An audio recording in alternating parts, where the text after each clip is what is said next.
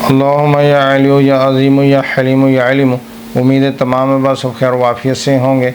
खानकाह अनवार तारकिया शाज़लिया में तमाम अहबाब को खुशामदीद। अल्लाह रब्बुल इज़्ज़त तमाम अहबाब को बरकतें रहमतें अता फ़रमाए। और अल्हम्दुलिल्लाह सोशल मीडिया के मुख्तलिफ़ प्लेटफॉर्म से लोग रब्ता करते हैं। मैं ख़ुद भी रहनुमाई कर रहा होता हूँ, हमारी टीम भी रहनुमाई कर रही होती है। तो जो अहबाब अपना बायोडाटा चेक करवाना चाहते हैं अपनी फैमिली का, तो ये स्क्रीन पर नंबर आ रहा होगा 030611611919। ये हमारे इस्तिखारा सेंटर का नंबर है। सुबह 9 बजे से लेके दोपहर 1 बजे तक पाकिस्तान टाइम के हिसाब से आपने इसी दौरान कॉल करनी है। व्हाट्सएप पर कॉल करनी है, ख़ुद आप कॉल करेंगे, आपसे हमारी टीम नाम पूछेगी और उसी वक्त आपको इस्तिखारा करके बता दिया जाएगा। तो मेरा ख़्याल है कि चंद मिनट क्या लोगे, 1-2 मिनट लगेंगे तो अल्हम्दुलिल्लाह आपका इस्तिखारा भी हो जाएगा।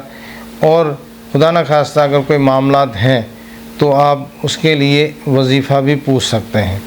तो इंशाअल्लाह ताला टीम हमारी वजीफ़ा भी बता देगी। तो ये फ्री ऑफ कास्ट है, इसमें कोई हदिया नहीं है, कुछ भी नहीं है। बस आपने कॉल करनी है, नाम बताना है, आपको पूरा का पूरा बायोडाटा चेक करके बता दिया जाएगा। अल्लाह रब्बुल इज़्ज़त आसानी अता फ़रमाए।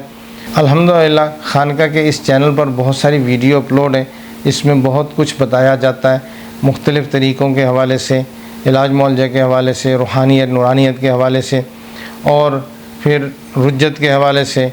इसी तरह आमलीन के मसाइल पर बात की जाती है। आज हम बात करेंगे खानकाहों पर जादू के असरात। अक्सर जो है वो खानकाहें जादू के अताब में हैं।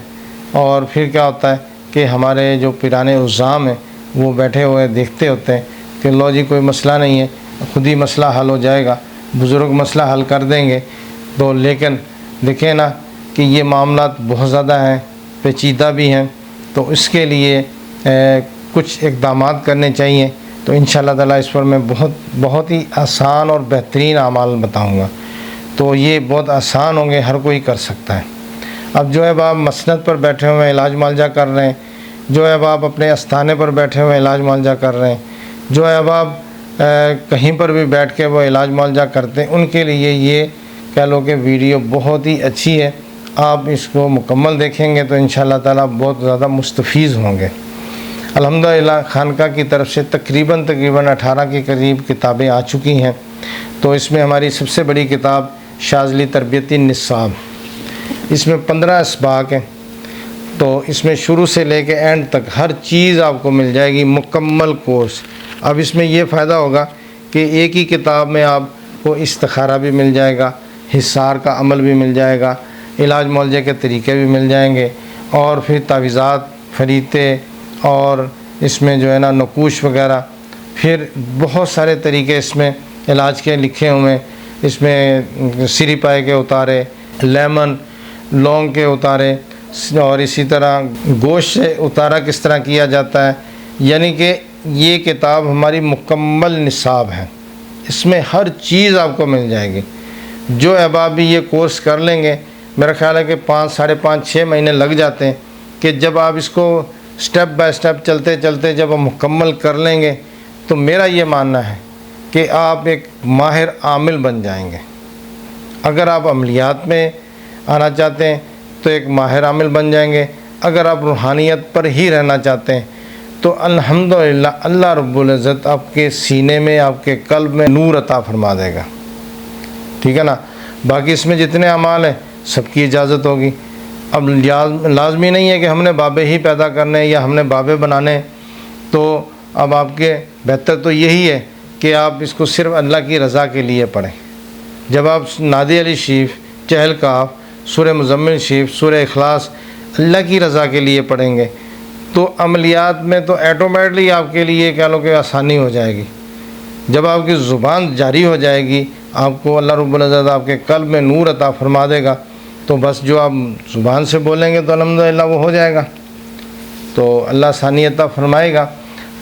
खानकाहें जादू के अताब में हैं। तो अक्सर ये देखा गया है कि हमारे अहबाब जो है वो इलाज मुआलजा करते हैं, पिराने उज़्ज़ाम भी इलाज मुआलजा करते हैं। तो क्या होता है कि वो अपने मामलात को कभी उन्होंने चेक नहीं किया। अब काफ़ी अहबाब आमलीन हजरात हैं, अब वो अपनी मसनद पर बैठे हुए इलाज मुआवजा करते हैं। लेकिन क्या होता है कि उनका एक टाइम था, अच्छा भला काम चल रहा था, मरीज़ आ रहे थे, इलाज मुआवजा हो रहा था, सारा कुछ अच्छा चल रहा था। लेकिन चलते चलते चलते एक वक्त ये आया कि आस्ता आस्ता मरीज़ कम होते होते अब ये है कि 2-3 मरीज़ या 4 मरीज़, हफ्ते में 1 मरीज़ आ गया, 2 आ गए, नहीं तो नहीं। आमिल अपनी जगह पे परेशान कि मेरे पहले मामलात बहुत अच्छे होते थे, अब क्यों नहीं है। खानकाह में भी इस तरह होता है कि खानकाह में अक्सर लोग जो है ना वो आते हैं इलाज मुआवजे के लिए भी, पीर साहब बैठे हुए हैं तो उनसे इलाज करवा लेते हैं, दम करवा लेते हैं, बच्चे को दम करवा लेते हैं। तो अब ये है कि पीर साहब भी ज़ाहिर है जो आते हैं मरीज़ उनको दम कर देते हैं। लेकिन अब ये होता है कि मरीज़ के ऊपर कोई ख़तरनाक चीज़ बैठी हुई है, वो क्या करती है कि जैसे ही उन्होंने उस तरफ रुख करना है, पीर साहब की तरफ रुख करना है, खानका की तरफ रुख करना है, मसनद की तरफ जाना है, आस्थाने की तरफ जाना है, तो क्या होता है कि जब वो ने रुख किया ही है तो अंदर जो चीज़ बैठी है मरीज़ के, उसने उसके ऊपर बंदिश लगा देनी, उस आस्थाने पर बंदिश लगा देनी है, खानका पर बंदिश लगा देनी है। और फिर क्या होता है कि अब वहाँ पर कोई भी नहीं आता।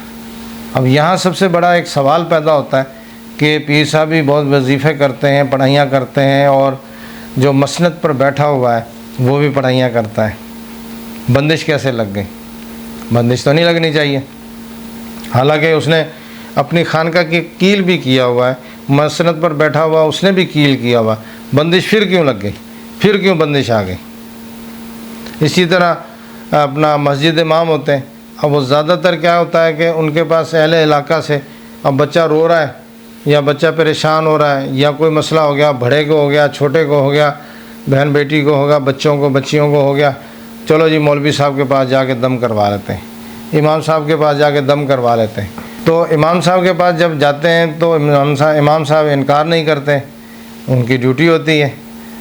तो लेकिन ये है कि इमाम साहब एक बाकायदा, उन्होंने ना कोई इस्तिखारे का अमल सीखा, ना कोई हिसार का अमल सीखा।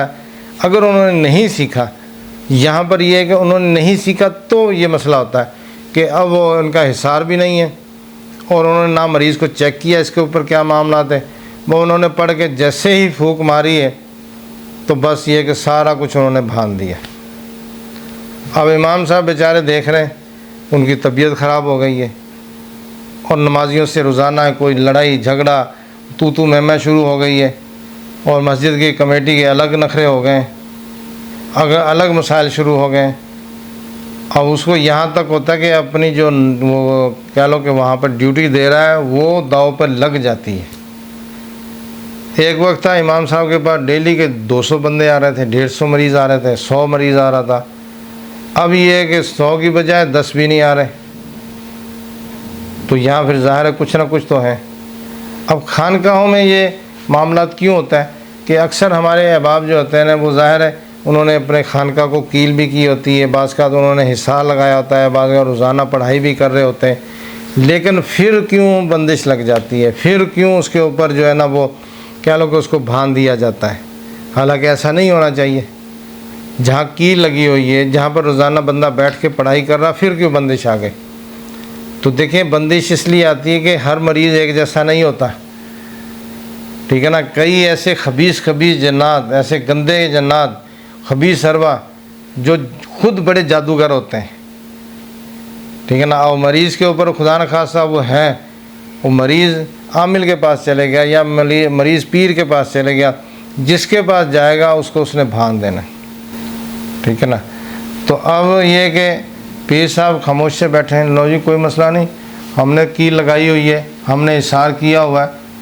तो जब हम चेक करते हैं इस्तिखारा करते हैं तो उसको इतनी ख़तरनाक और सख्त बंदिश होती है कि वहाँ तो सांस लेना भी मुश्किल होता है।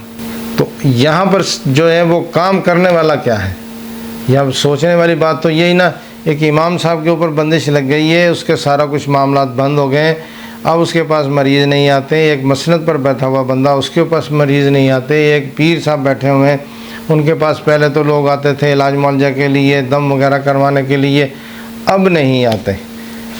अब चेक किया है तो बंदिश है। अब बंदिश के किस तरह तोड़ किया जाए, बंदिश को किस तरह काटा जाए ताकि इससे जान छूटे, ठीक है ना। तो अब यहाँ पर एक और भी चीज़ होती है कि हमारे पिराने उज़ाम हो गए या आमिल हो गए या मसनद पर बंदा बैठा हुआ, वो दिल से तस्लीम करता ही नहीं है, वो मानता ही नहीं है कि भी हमारे ऊपर भी बंदिश आ सकती है। हमने तो इतने वजीफ़े पढ़े, इतने पढ़ाइयाँ की, हमारे ऊपर कहाँ से बंदिश आ जाएगी भाई।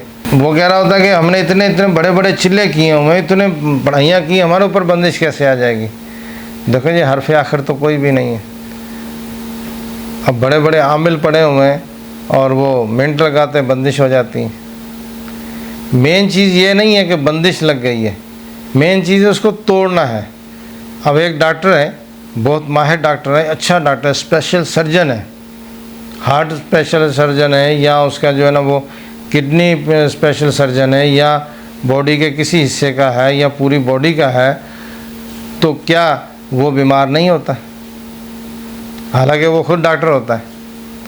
और अक्सर हमारे ये होता है कि हम हैरत में होते हैं कि लो जी डॉक्टर साहब आप भी बीमार हो गए हैं, आप तो दवाओं के अंदर बैठे हुए हैं, मशीनों के अंदर, जो टेस्ट करने वाली मशीनें होती हैं उनके अंदर बैठे हुए हैं, आप तो हॉस्पिटल में बैठे हुए हैं तो बीमार हो गए। अरे भाई, बीमारी जो है वो ये नहीं है कि अब डॉक्टर इससे जो है ना उसको अस्तस्ना हासिल है कि वो नहीं बीमार हो सकता।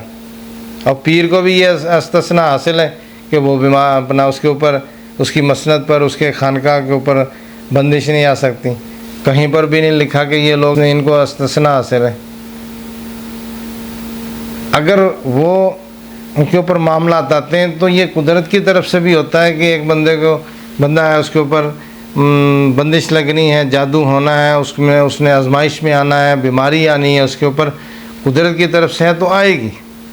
आप औलिया के मामलात को देख लें, बहुत बड़े बड़े औलिया कराम थे जिनके ऊपर जादू के मामलात हुए, लेकिन अहम यहाँ पर था उन्होंने उनको काटा है, ख़त्म किया है। बहरहाल अल्लाह रब्बुल इज़्ज़त आसानी अता फरमाएगा अपने करम से, फजल से। अब इसमें यह है कि खुदा ना खास्ता अगर इस तरह के मामलात होते हैं तो सबसे पहले इसका चेकअप करवाएं, चेक करें। तो अगर ख़ुद करना है तो आप मसनद के अंदर बैठ के ना करें, खानका के अंदर बैठ के ना करें।